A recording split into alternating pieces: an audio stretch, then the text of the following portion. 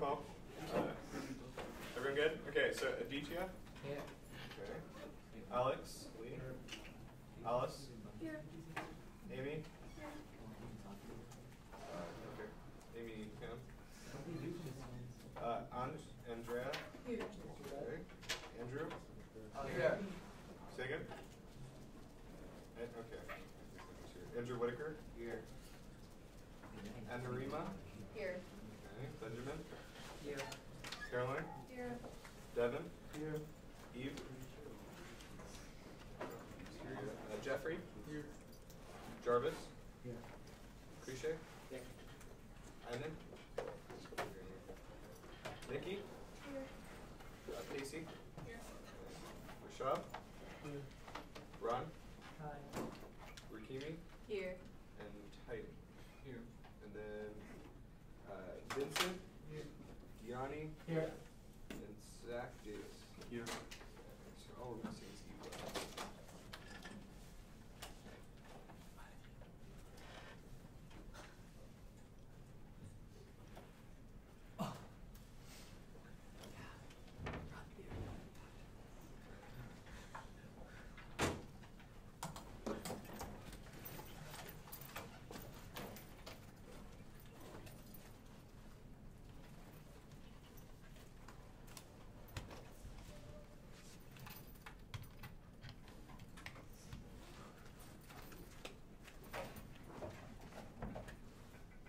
Still charging. It's still charging. It's connected. Okay. So, this is going to cover the basics of answering theory. This is like definitely a topic that could be talked about for hours and hours and hours. Come to me in Socrates Hour if there's anything that don't cover that you think I should. But the basic things I'm going to cover are going to be counterinterps, how to generate a counterinterp, and then how to generate standards of your counterinterp, how to generate defense to standards that your opponents read, how to turn a standard, how to weigh standards, RVIs, both arguments for why they're good and for why they're bad, reasonability and how to win off reasonability, and then also how to win off drop the argument. And then we'll be running, after I go through each, we're going to run through this Plains Bad shell I have, and then we're going to answer it in each different way. Okay. So the first way that you can answer theory is with the counterinterpretation, right? Okay, we have Eve. So your counterinterpretation can be many different things. So it can either be the converse of the interpretation, which is the exact opposite. And a lot of judges are actually okay with you just saying counterinterp, I'll defend the converse of your shell, right? And all that's saying is that your counter-advocacy on the theory debate is that you can do the exact opposite. So in this instance, it would be AF can read a plan, or AF must read a plan, rather than AF must not read a plan. But your counterinterp can also incorporate various planks into your counterinterp that would solve some kind of abuse. So in a lot of instances, that planks can be very strategic. A very common plank that you'll see added on to a counterinterpretation would be if X is disclosed, then X is okay. So in this instance, you could say if the plan text is disclosed on the NDC8 wiki an hour before the round, then plans are legitimate and plans are okay.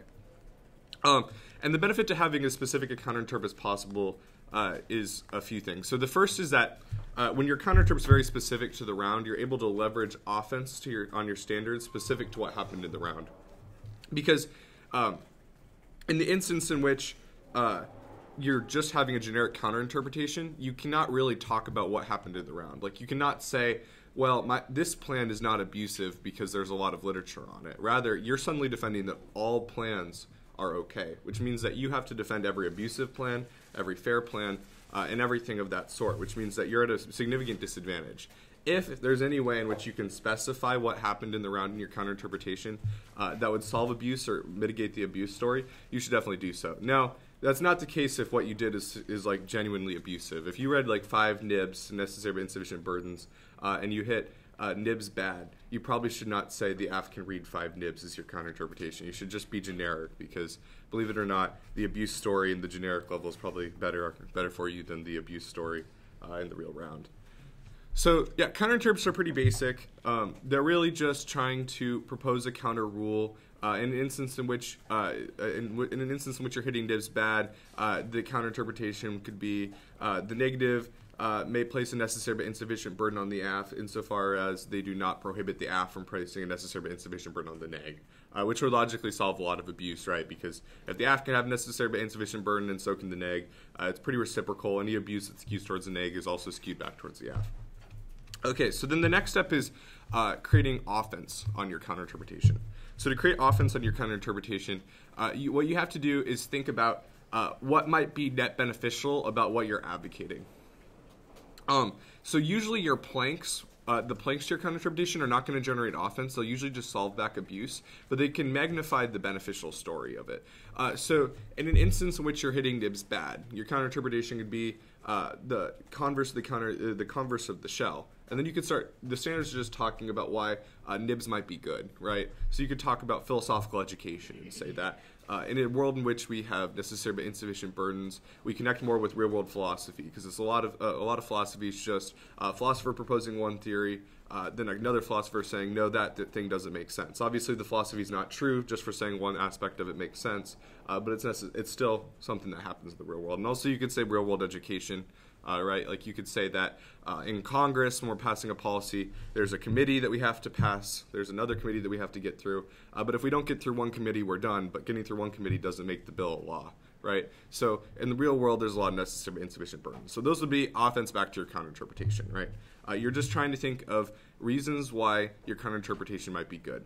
But there are a couple of constraints. So the first is that the standards to your counterinterpretation have to have a plausible link back to some voter. Now, the link back to the voters could either be to the voters that your opponent read. Maybe your opponent read Fairness and Education in the initial show. So you could say that you could say that reciprocity, both of us reading nibs is good, links back to fairness, because fairness presumes reciprocity as an internal link, because they're essentially the same thing. And likewise, you could say philosophical education and real-world education control the internal link to education, because obviously those are the two aspects of education we get from debate. If we're not getting education from the philosophy, we're getting it from the real world and our policy discussions. But if we're not getting it from policy, we're getting it from the real world. So those are the basic arguments, right? So then the next step is trying to answer your opponent's standards, and there are three different ways. So the first is putting defense on your opponent's standard. So that defense can be in a few forms. So the first is that you can put defense on just the link to the standard, right? Maybe their standard on nibs bad makes absolutely no sense. Like maybe they say that nibs bad cause nuclear war in some sense, and that's bad, and that links to education because nuclear war prohibits us from having education. Never seen that in the shell, but obviously that's not very plausible, right? You can point out, there's no link here. It's tenuous at best. The point is, essentially, in responding to a standard, it's no different than responding to any argument. It's an argument that has a claim. It's an argument that has a warrant. In theory, it particularly usually doesn't have a warrant, or the warrant's pretty terrible. And then it always has an impact. So the first thing is you should just put defense on their claim. Like oftentimes it doesn't make sense to you, and a lot of people starting debate immediately say theory makes no sense. This argument's really stupid. It's because the argument is stupid, right? Like the arguments don't make a ton of sense, and almost always you could put defense on it. Another standard that's really easy to put defense on it is something like ground standard. Like you could say, you still obviously have sufficient ground. Also, my ground is mitigated by the topic naturally because the topic's skewed whatever side. So you can always put defense. And then the next thing you can do is you can put turns on the standard. Now, what's important with these turns is they have to be based off of your counterinterpretation. A turn is essentially as though you had that same standard underneath your counterinterpretation. So let's say the standard is ground. You could either, have in your counterinterpretation a ground standard if the ground standard hadn't been the initial one. But since they initially had the ground standard, what you're going to do instead is you're going to turn the ground standard. So you could say turn.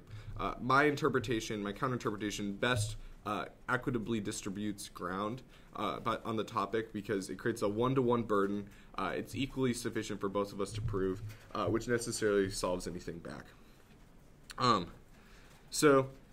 Turning standards is pretty basic, so is putting defense to standards. Another way that you can put defense on standards is just by mitigating it or making no abuse claims. And that's oftentimes leveraged from planks of your counterinterpretation. So maybe the argument for plans bad is predictability.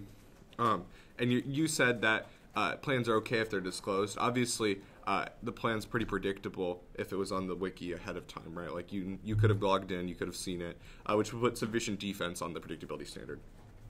And then the next step is weighing standards. So weighing standards can be a little complicated, and there's a couple reasons. So the first is that there's a lot of different complex ways that you can weigh between standards. The first is you can just weigh the standards generally. If the standards link back to the same voter and you both have 100% like strength of link, like both are the AF is handily winning a ground standard, the neg is handily winning reciprocity standard, then you can start weighing between the two. Now, that can get a little aggressive because ground and reciprocity seem very similar. But the way in which you can weigh between the two would be making arguments like this has the strongest link to fairness because X. Like maybe ground has the strongest link to fairness because maybe the round doesn't have to be 100% reciprocal to win the round, but you have to have equitable distribution of ground, or the round is, or you at least have to have some like close to equitable distribution of ground to plausibly win the debate, because you cannot access the debate round, you cannot have the ballot unless you have sufficient ground to do so. But the reciprocity claim would just be like, we're probably saying rightfully so, this just boils down to reciprocity. You even said equitable distribution of ground in your initial articulation, right? Like ground only matters because reciprocity matters, which means we care more about reciprocity. So that's the first way. You can weigh the internal link, like the strength of the internal link. So maybe one thing links harder into another voter than another. Then the next way that you can weigh standards is weighing the voters that they link back to. Because oftentimes you'll be linking to different voters. So maybe the AF has a ground standard and the neg has a real-world education standard. Those link to very different claims, right? Like ground is linking back to a fairness voter, real-world education is linking back to an education voter. So what you can do is you can weigh between the two voters. You can say that the AF might say that fairness is a more important voter than education because no one will really compete in the activity unless the round is fair, right? If the round is unfair, no one's going to compete in it. Maybe debate's super educational, but people have to compete in it for there to be some kind of educational benefit. The AF could also say something like, no one will learn anything if the round's super unfair. Like someone that's winning rounds from getting 5 nibs is just going to win that they can get away with a lot of tricky stuff in the world, which isn't going to get very much in life. And then you can also, counteract that on the neg. You could say education comes first because schools only fund debate because it's educational. If schools don't fund debate, poof, debate's gone, which means that education has to be the biggest consideration when we're talking about what a debate round should be. So those are two ways you can weigh between the standards internal links, like which one links strongest to the voter. You can weigh between the voters, say which voter comes first. And then you can also weigh the strength of link on a standard, which can be a little complicated. The strength of link on a standard is essentially just how much you're winning that standard by, right? Like, that's one way. If a standard is 100% conceded, like, let's say the neg's just agreeing, yeah, I kill your ground, it's just true. That means that the AF has 100% strength of link in that sense on the ground standard because no one's contesting it. They have an impact back to ground, and it's there. But then you can also weigh on strength of link back to the voter generally. So one way that you could articulate that would be, let's say we have a reciprocity standard on the AF and then a ground standard on the neg. So the reciprocity standard says something like it creates a 3-to-1 skew because the neg has has 3 routes to the ballot in this sense and I only have 1. And then the neg's ground standard is something like, well, the neg's ground is somewhat hard because the AF specifies some kind of plan that's difficult for me to engage with. Then obviously you could weigh the strength of link back to those. Like, sure, there is some marginal ground skew that the neg's claiming, but the AF has a really strong reciprocity claim because it's a 3-to-1 skew, which seems pretty easy to weigh. And something I found is that it's particularly easy to win strength of link weighing when you're trying to quantify the abuse in some sense. If you can say something like it's a 3-to-1 skew or it skews my strategy by X percentage, it can seem kind of regressive, but it's still relatively strategic. Okay. And then the last way that you can, I guess, weigh standards is more defensively, so it's probably more under defense to standards. But the way that you could essentially just put defense on the voter. You don't see it a ton in debate rounds, but every once in a while people pull out their back files and read things like fairness isn't a voter because people can keep losing rounds and keep like engaging in unfair activities and it survives. The argument might be somewhat true. I don't think debate was super fair 5 years ago, and the activity still exists. And then you could also say education is not a voter because, like, really, how educational is debate in the status quo? Like, people are reading speech docs that are entirely pre-scripted at top speeds. They're not learning a ton from doing so. Like, spreading and rebuttals might be educational, but beyond that, like, no one cares. And people are still in debate. Debate's doing pretty well, which means education's not a voter. Like, you see those arguments every once in a while. Usually when people go for those arguments, they're not going to be going for theory themselves. They're just trying to deflate the theory debate to go back to their tricky strategy. But you see it every once in a while. But you could also do that in a round where maybe you just have an education voter in your counter-interp, and they are linking back to just fairness. You could say education is a voter, and then fairness is not a voter, which would mean automatically your shell comes first. So those are the basic arguments on, like, winning a counter-interp. If you do all those, you'll probably win it. If you do it well, you'll definitively win it. But then that's not really sufficient, right? At some point when theory was devised, people decided, no, winning a counter-interpretation does not mean you win the round. The norm is that instead you need a reverse voting issue or an RVI to win off the debate. Never thought this makes a ton of sense, but it's definitely the norm. If you win your counter-interpretation, the norms say that automatically we just go back to substance. Your counter-interp was just defense, which doesn't seem very fair, right? Like, you spent a lot of time trying to beat back this interpretation. A lot of times you're AF when you beat back an interpretation, and the neg spent a lot of time. The neg just has so much more time to win their interpretation. So you had to spend a lot of time beating it back, and it's not offense for you, which leads a lot of people to go for an RVI, which is a reverse voting issue. So reverse voting issues can be a little bit complicated because the debates become super preclusive and super muddled right away. But it can be a decent strategy. If an interp is just clearly a throwaway shell that doesn't make a ton of sense, and they invest maybe 45 seconds on the shell, going for counter-interp and winning the RVI can be a great strategy. I'll admit, I didn't do it a ton as a debater. Never really was super confident in doing so. But it's definitely a viable strategy. Know lots of rounds that have been won off of an RVI. The winner of the TOC this year won a semis round off of an RVI. So definitely a plausible thing. So the ways you can argue for an RVI, there are just a couple generic arguments. Like, the first is, like, theory should be a two-way street. If I can't win off theory and you can win off theory, round is definitionally skewed. Links back to your fairness voter. Beyond that, you could say that RVIs make logical sense for a deterrence effect. Like, frivolous theory is bad. You should lose for reading this stupid shell. No one got anything out of it. You wasted a lot of time.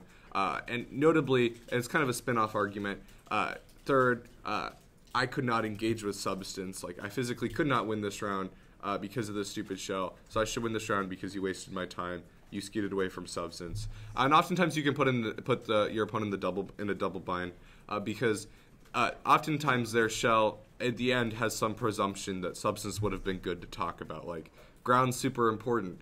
We need to talk about substance, but only equitably. You could put them in a double bind. Like, either A, your shell is not really caring about substance, in which case the shell goes away and you should still lose for wasting my time. Or B, the shell does care about substance, in which case if I win my counter-interpretation, you should lose the round for making the substance debate not at all viable. Like, you're forcing me to collapse to my counter-interpretation. And then obviously the neg or whoever's reading the initial shell is going to have lots of arguments for no RVIs, and they're usually in the initial shell. The arguments are usually pretty bad. One that people like to go for that I've never really understood is like, RVIs don't exist in policy debate, which is true. RVIs don't exist in policy debate. I just don't see why it really matters, right? Like, this is LD. The time skew so much higher in LD. In policy, there's a lot more speeches to weed out like theory. Usually, the neg will be forced to pick one layer or two by later rebuttals, which means like the 2AR is not usually covering theory in policy. But then there's also other arguments that's like, it's illogical. One thing that I've read in back files that I think is pretty funny is this, like, it makes a comparison that, like, you don't win the round for doing something that's fair, just as, like, you don't walk out in society and hear, congrats, you wore pants today, right? Like, it doesn't make a ton of sense to be rewarded for doing something that's just totally expected, like fairness in education or presumption of activity, by not being fair, by not being educational, it doesn't work. Like, you should lose, but you shouldn't win for being fair. Like, it's just an expectation. So then at that point, you just need to weigh between the basic arguments for RVI is good, RVI is bad. Oftentimes the person reading the initial shell will collapse to RVIs are bad because they're illogical. But it seems like you could easily just say this just makes a bad presumption, like you should lose for being unfair. Like, my argument's not that I should win for not being unfair. It's I should win for proving that you were unfair for reading this initially bad interpretation. So yeah, I mean, that's the first way that you can beat back the theory debate, and that's the way in which you can win off of it. So this is both how you could generate terminal defense, but you could also generate offense. You could have a counter-term, you could have defense to their standards, you could weigh your standards, you could turn their standards, and then if you do it well, you'll probably win the round. And then you'll probably beat back the shell, but then if you win the RVI as well, you're definitely going to win the round. But then there's definitely other easy deflationary strategies on theory that you'll see. Where people that don't really want to debate this, engage in the theory debate, will deflate the round in some sense, which can be pretty strategic. So the first is reasonability. For background, reasonability is just the opposite of competing interpretations. Oftentimes, the initial shell will have some blip in it. It's like competing interps because reasonability is arbitrary, and sometimes they'll add and it's a race to the bottom, which oftentimes doesn't make a ton of sense. It kind of presumes that no one will go for reasonability, but definitely there are teams that do go for reasonability. I've done it once or twice. A lot of teams do it every round and find a lot of success. So the way you can go for reasonability to deflate the theory debate would be first by establishing a reasonability bright line. The bright line is really important because having a bright line does a few things. First, it makes it seem like not totally ludicrous to have this random reasonability thing. Like, obviously, it doesn't seem great to have reasonability in every instance, like, or just tell the judge, gut check, if you don't like this shell, don't vote on it. Like, that seems arbitrary. It does seem kind of bad. It bites into the arguments. But if you have a bright line, it solves back a lot of stuff, right? Because it's not arbitrary anymore if there's a definitive bright line that you have to link back to. There's not really a race to the bottom anymore either, yeah? What do you mean by bright line? Yeah, I guess I'll give the example then. So a bright line that you'll see almost every time is a bright line of link and impact turn ground. So if an argument that's being indicted has sufficient link and impact turn ground, then you should not vote on the shell because it was still sufficient to engage. Notably, I don't think necessarily insufficient burdens meet back this bright line, so don't read this bright line if you're reading lots of nibs. But like a plan would link back to that reasonability bright line. Like, obviously you can link turn the plan. Like, there are some arguments there. You can impact turn the plan. Maybe the impact turns aren't great, but they exist. Like, even if the plan links to extinction, some people do say extinction's good. So that's a plausible strategy. You need to have a bright line. But coupled with that, you need to do a few things. So the first is that you need to justify your bright line, like why your bright line's sufficient. Maybe a link and impact turn ground is sufficient because really that's all you need to win the debate. Like, anything else is just begging the question. It's regressive. It doesn't do very much to change anything. Like, the theory debate's super frivolous. So you need to justify your bright line. You need to have a bright line. Then you need to justify reasonability. Reasons for reasonability are like, usually reasons theory is bad, justify reasonability, because reasonability is usually anti-theory. So you could say theory's bad because we don't really learn anything from it. We just get used to complaining, which doesn't do very much for us in the real world. Lots of arguments for it. Also, competing interpretations is really stupid because, like, competing interpretations would say that any marginal offense back to an interpretation means you win the round. So, like, competing interpretations is regressive. We don't get much out of it. Also, competing interpretations doesn't make a ton of sense because the great phrase of competing interpretations is it's not what you do, it's what you justify, which doesn't seem to make a ton of sense. Like, you shouldn't have to justify some abhorrent strategy that you didn't even employ yourself. So that's reasonability. And then the last strategy that's deflationary is drop the argument. And oftentimes you'll see this strategy only employed as a Hail Mary. But oftentimes it's actually a pretty successful Hail Mary. Like, rounds are definitely one off drop the argument. So drop the argument, it's just the opposite of drop the debater. It's a key implication of the shell, of the initial shell. Like, if they don't say drop the debater, you can just point that out and be like, that means it doesn't have any impact because they don't tell you what to do with the shell. At most, just drop the argument. Then yeah. But otherwise, if they do take a stance, you could just justify drop the argument. A lot of back files have like 5, 6 arguments for why drop the argument's good, which you can read in any round. A lot of times people are not well prepared for them. I once did it, read 5 arguments for drop the argument in the 2NR in response to a 1AR that was just 3 shells, like no substance. It was just 4 minutes of 3 shells, and I ended up winning that round because the person just didn't know how to engage with 5 reasons to drop the argument. This strategy, I would say, is best coupled with a few things. The first is that drop the argument's only viable if you explain how you win when you drop the argument. Like, you need to say what that would entail, right? Like, maybe, like, if a T-shell's indicting your entire advocacy, then it would be a little confusing with drop the argument. But if they're conceding presumption, I guess you could say, I still have presumption, so it outweighs. And that's how I ended up winning in the round where I went for drop the argument, because only I had any substance left. I was winning presumption. So even if the theory debate indicts every single argument in the round, it doesn't indict presumption usually. But then the other thing you need to do is you need to answer the arguments to drop the debater, and you need to justify drop the argument. You need to put something like drop the argument because dropping the debater is like overcompensates for the abuse. It also skews it too much. A common argument I like to go for is like drop the argument on neg theory, but drop the debater on AF theory, because the neg has enough time in the 2NR to handily win both substance and theory, but the AF has only enough time to pick one. So since they can't choose substance because theories in auto lose, then they necessarily need to be able to collapse theory, which they can only do if their theories drop the debater. But the reminder, the neg doesn't need time. So yeah, that's the basic argument there. Anyone have any questions or no? Okay. So we have 25 minutes left. So we're going to start out by walking through the shell. We're going to cover each thing. We'll go from there. So I'll give you guys about a minute to look through the shell.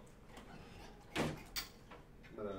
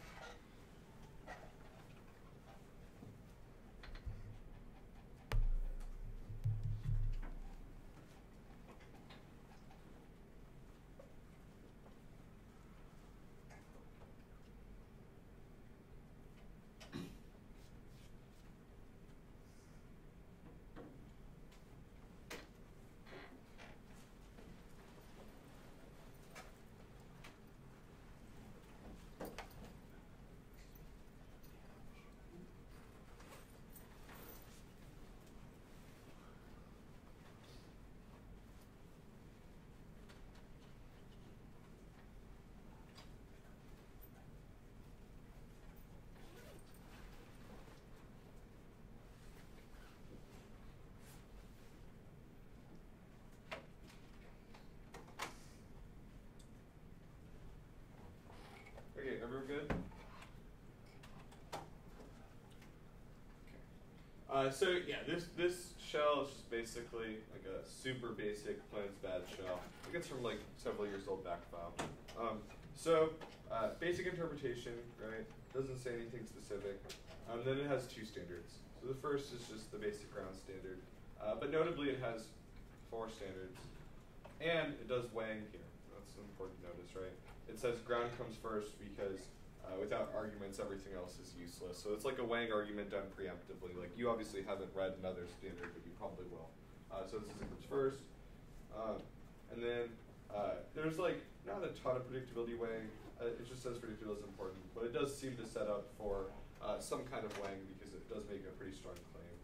Then there's a fairness voter, drop the debater, theory is an issue of competing interpretations, don't grant them an RBI. Right? So they cover all the paradigm issues we've talked about. So the first thing we're going to start out with would be a counterinterpretation. Does anyone want to suggest a counterinterpretation?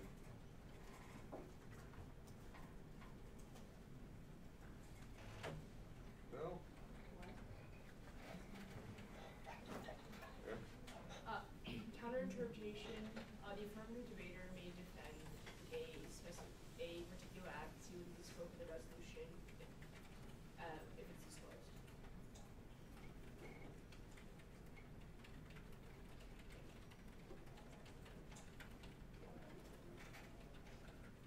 Yeah, that makes sense.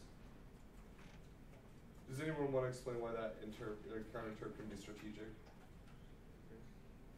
So when they say they're pretty much saying like Nike doesn't have enough time to prep. If you say, well, I disclosed it first, so you actually before the round you actually did have a decent amount of time to prep. So then like it destroys their argument. Yes. Among other things, it answers that standard, right?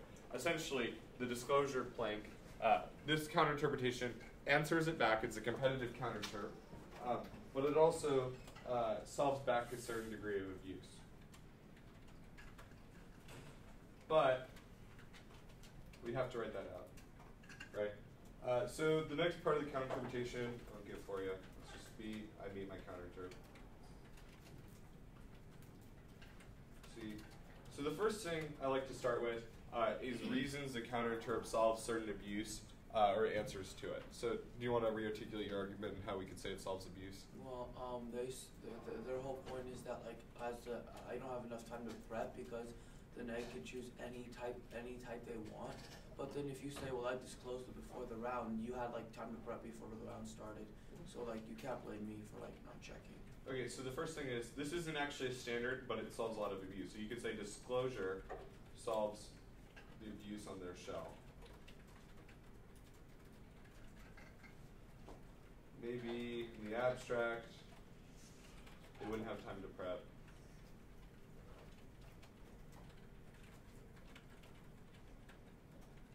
But this plan was disclosed on the wiki for several weeks. Let's say this is like the last topic.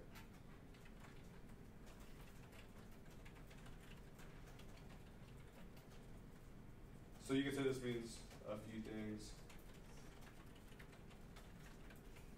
A, the plan was predictable since all you had to do was log into the internet.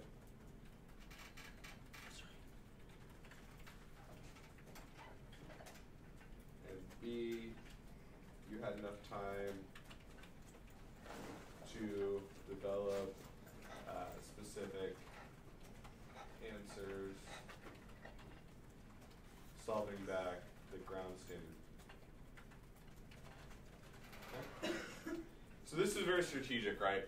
Because it essentially it operates as turbo defense to their shell, because we specifically address how it answers back both the ground standard and the predictability standard, which can be very strategic.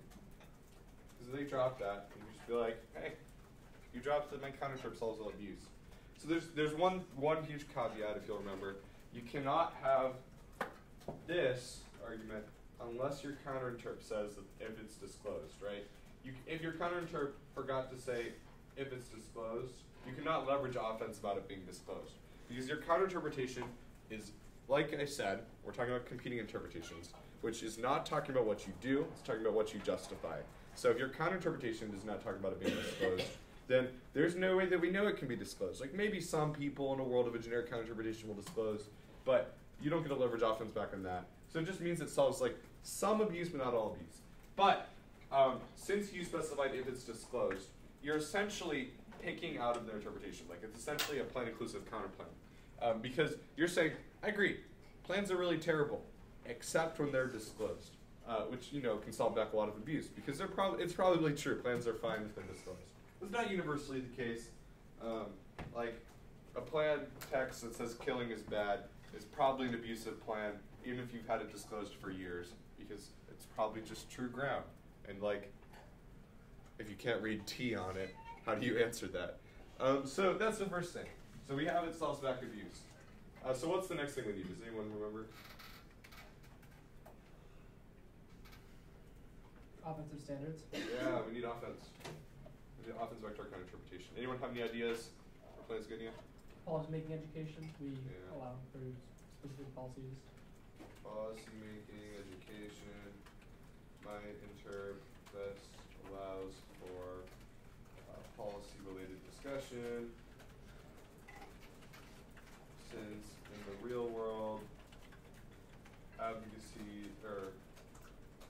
policymakers have concrete advocacies that they specifically defend instead of generics. So you could put in a good example. It's like, for example, the Democrats may be proponents of single-payer health care. Not saying it's necessarily true, but they wouldn't show up at Congress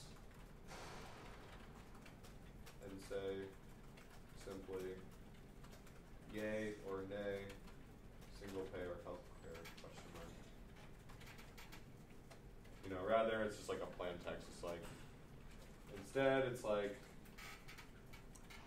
they propose a specific bill with tons of amendments, clarifying a specific subset of single-payer health care to this country. Now this standard's a little bit long. I don't know if you want it in full. I'm just trying to demonstrate in full how we can do it. So we have this. What's the last step to this standard that we need? We're missing something. Weighing voters? Yeah, we need internal Link link. to voting. Yeah, internal link. So you know, it's like policymaking education. This argument's like, you know, pretty much true a priori. Policymaking education links back to education. Well, let's add in our Wang here and comes first. If you're writing this out, this kind of interpretation, you probably shouldn't put it in all caps because, you know, that's giving your opponent too much. But you know, we're gonna note it here. So policymaking education links back to education and comes first, since once we leave debate, we can only use our discussions specific to policy, i.e. all of our discussions in a policy-making context. This argument's plausible. I don't know if it's super true, but We can also make depth over breadth arguments. yeah. Yeah, so depth, I guess, could be another standard. So yeah, 1 second though. So yeah, you know, policymaking education makes sense. An example of a defense to standard here would be like, you know, not many people leave debate to become policymakers, and those that do aren't very effective policymakers. Like the most famous person, or two famous people that debate that are policymakers are Mike Pence and Ted Cruz. So you know, not a ton of great offense there. You like those? I mean, they're both effective, but at a minimum, they don't do very much in a grand societal context.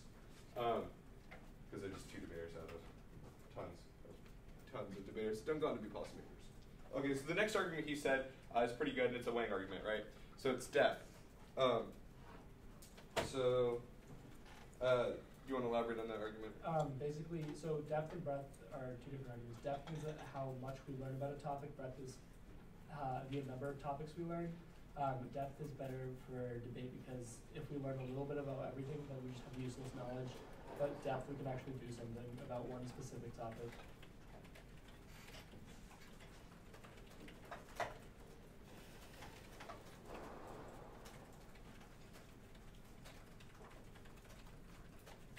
Yeah.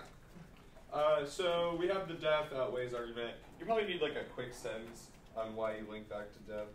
It's probably just true. It's just like plans are most in depth since they narrow the focus of the topic,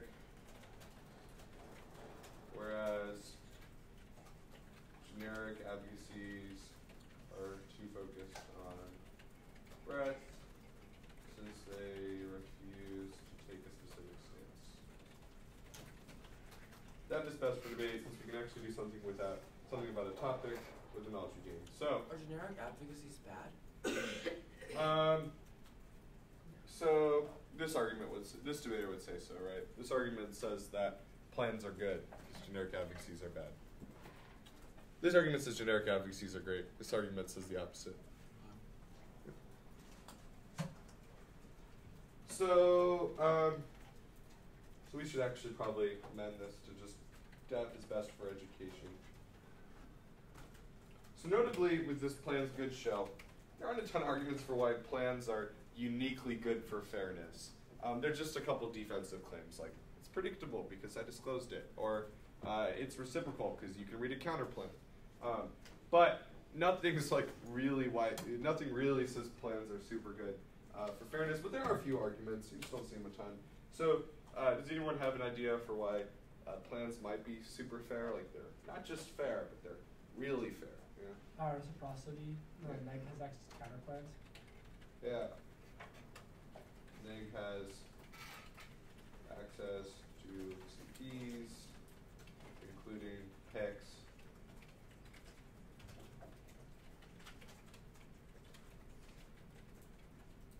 Which means, yeah, needs a plan, choose from that. Yeah, that's a good argument. Reciprocity is key to fairness. Since you need equitable, you need, yeah, I guess we'll say equitable.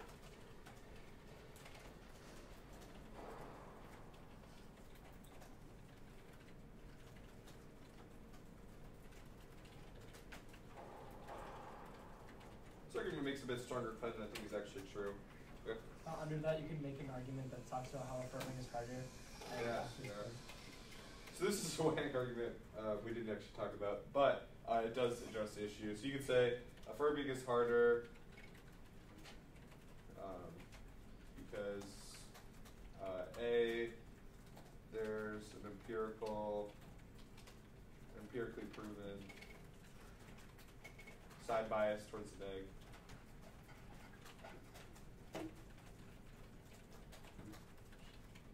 But I think it's 11%.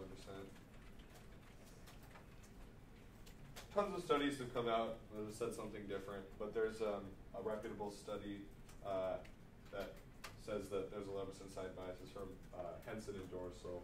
It's a scholarly article, so it's pretty decent. Then you need to have an implication for that, so it's just like thus something like half abuse is justified at a minimum. To rectify for the fact affirming is harder. So this is an empirical, this is like a theoretical claim for why affirming would be harder. And the opposite is like a substantive claim. It's like logically affirming is harder because the app speaks in the dark, meaning they speak first, whereas the neg is reactive, so their strategy is most specific to the debate. Yeah, so this argument is a good argument. It's a little tricky. People will go over this in some really tricky debates. Usually get a little bit annoying, but strategic. So yeah, one more fairness claim.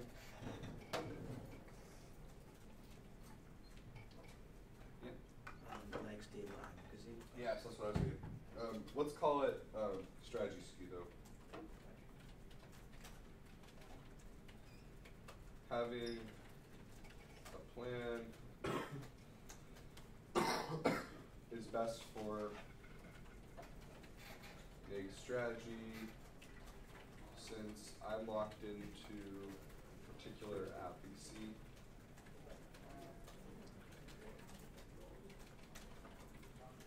That has already been fully clarified and thus can't shift out into our arguments. So a particular argument here, rather than have an internal link, you can say strategy is an independent voter. Not really true, it's probably just a fairness claim, but I went for this a lot because if they concede it, you'll probably win the theory debate. So you can say strategy skew is an independent voter since all of debate boils down to having a strategy to win the ballot. Which is probably true, but I think it's just a reason fairness comes first, not really strategy comes first. So we'll add in N comes first. So independent voters are the last way you can weigh between standards, you can just say mine's an independent voter, which logically comes first. Okay, so we have lots of arguments. We have 4 standards, we have 1 argument that solves abuse, we have affirming is harder. So what's the next thing we need to do? Huh? Yeah, we already have voters. Tell the judge to vote Well, for us. to be fair, you wouldn't want an education voter, actually. Yeah. Education is a voter. Well, let's say it comes first since they don't have any link to education. Seems like they could. I'm a little surprised they don't. But education is a voter and comes first. You should have more arguments, but I'm just going to say since the only reason school fund debate is for the educational benefit. Okay. So yeah, that was a necessary second straight run. You're right. What is the other step? Yeah. RBIs. Yes, you need to say you need an RBI. RBI is good. Yeah. So what? So there's some basic arguments for RBIs. Does anyone have one they want to suggest here? Reciprocity. Yeah, reciprocity. Theory that it should be a two-way street. Both sides should have access to the ballot theory. There should be.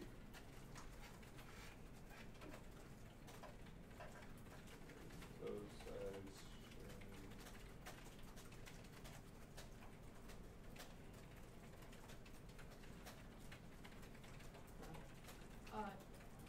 Without RBIs, it becomes a no-risk issue for the negative, which incentivizes you to run theory, which takes away from Theory.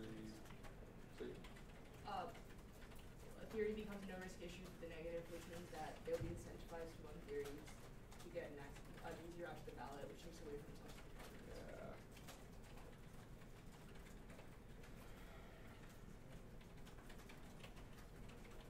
And that's where you can bring in the double bind I talked about earlier. I'm not going to type it up now.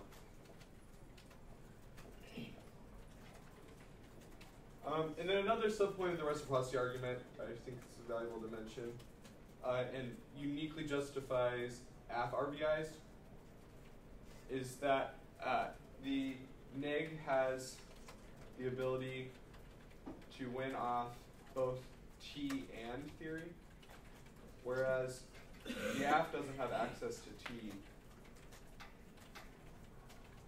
which means the AF needs an RBI to have another route to the ballot to compensate.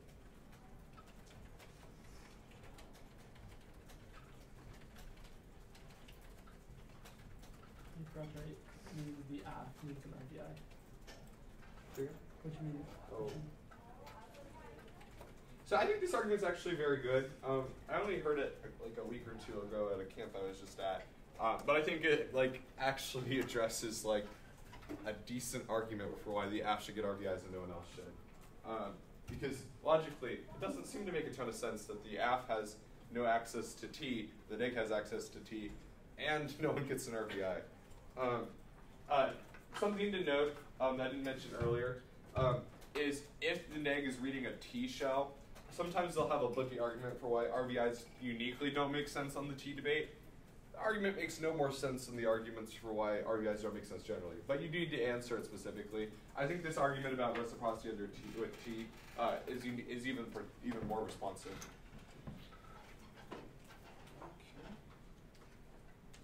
So, not gonna write it up, but we could go through in the last couple minutes and put some defense on their standards. So we already have that it solves all abuse, but does anyone have any responses to any of the standards here? You still have ground, you can still apply generic arguments, and having to apply them in the context of the resolution is better for critical thinking, which delineates what kind of ground is good ground. Yeah, I mean, I did that every round. Just engaged with plans generically. It works fine. Totally true. Even if you don't do that every round, you can still say that, and that way you can say, hey, I deal with this too. I don't complain. Yeah, so that's a decent response to ground. Predictability, I think, is definitely taken up by disclosure, but does anyone have another response to predictability? You can just do a Strat's Q outweighs claim. Yeah, so what would be your argument there? Strat's Q outweighs because it determines what kind of what the 1AC strategy can to begin with. So even if you're unable to predict the one AC argument run to begin with, which would outweigh like your being predicted a little better. Makes sense. You can also turn predictability bad. Without predictability means you can incentivize thinking on your feet, which is good for education. Yeah. It's not a double turn, but if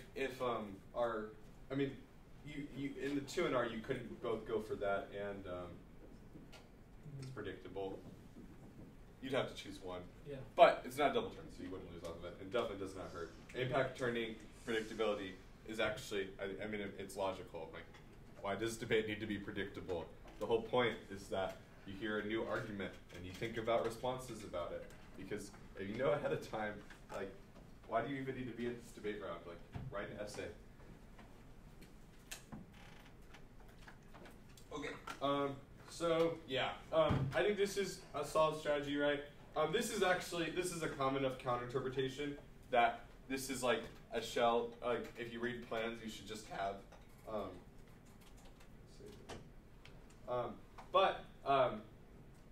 Definitely a strategic one. Notably, it's a little bit long. Like this is a lot to read in the 1AR, but it answers everything.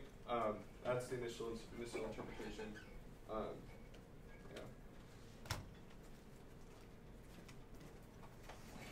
Okay. Anyone have any final questions? So if the two and R want to extend their shell, would they just go for voters at the end, or? If the in the 2 and R, like if I wanted to extend my shell, would I just go for voters against like after? So I'm not sure weighing voters makes any sense because the app also has arguments back to fairness. What you'd rather do is, I think the 2NR has enough time that they can easily line by line every argument there, right? So just line by line each argument. None of them are that great. Say disclosure doesn't solve because you found out about the debate 10 minutes before you had to have it. That happens. Also, tons of apps on the wiki, so sure, maybe it's vaguely predictable, but not really. And you could also collapse to ground because having it on the wiki definitely does not mean that you have decent ground. Okay, thanks, guys. Thank you. I'll put this shell on the staff Dropbox, I think, or the Dropbox.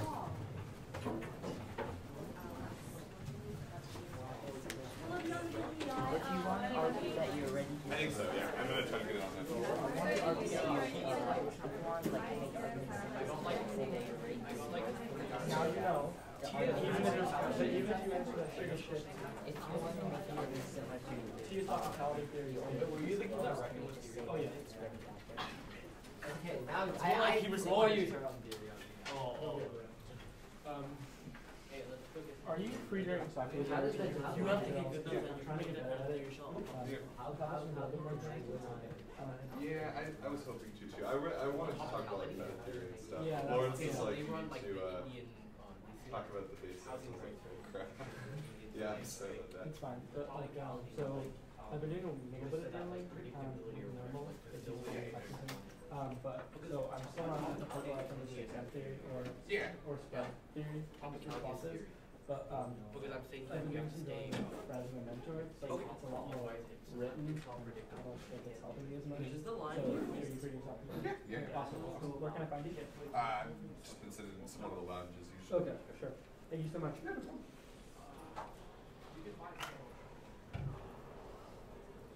Wait, what do you mean like in that show where you say like the neg can ring off theory and So the NIG has topicality, but the app can't read topicality because the NIG doesn't have an expectation to be topical. Wait, why can't the app read topicality? Logically, I mean, I guess the app could, but saying the NIG has to defend the converse and they don't defend the converse of this but topicality just says, it sets up what the topic says and says that's the burden, and the NIG doesn't have the burden to be topical usually. So the app can't read topicality. It's a little bit of a confusing argument. Okay, thank you. Yeah.